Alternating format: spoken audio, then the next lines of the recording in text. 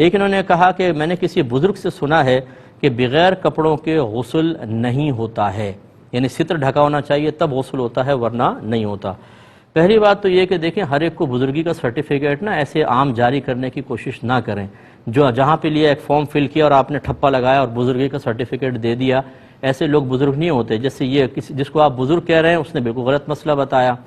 اب آتا جاتا کچھ نہیں ہے، لیکن ہم جیسے عوام الناس جیسے آپ جیسے لوگ جو ہیں وہ بزرگ بنا دیتے ہیں، جن کو نہ کچھ علم ہوتا ہے، کلمہ تک سے ہی پڑھنا نہیں آئے گا، غسل کے فرائض تک ان کو پتہ نہیں ہے، اور ہم بس داڑھی دیکھی، گلے میں مالائیں دیکھیں، ہاتھ میں ڈنڈا دیکھا، انگلیاں میں انگوٹھیاں دیکھیں،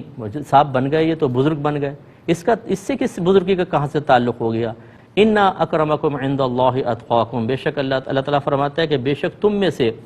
اللہ کی بارگاہ میں سب سے زیادہ عزت والا وہ ہے جو تم میں سب سے زیادہ صاحب تقوی ہے،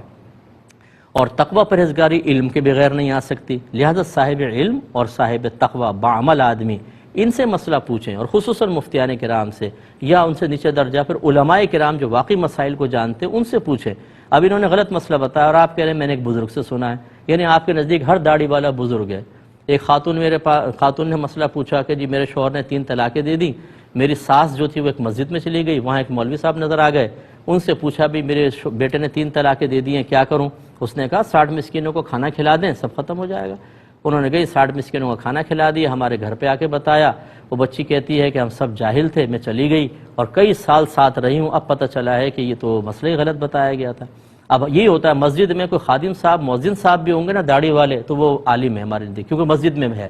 ایسا نہیں ہوتا ہے، آپ چلتے پھرتے کسی بھی کالے کوٹ والے کو اپنا کیس دے دیں گے،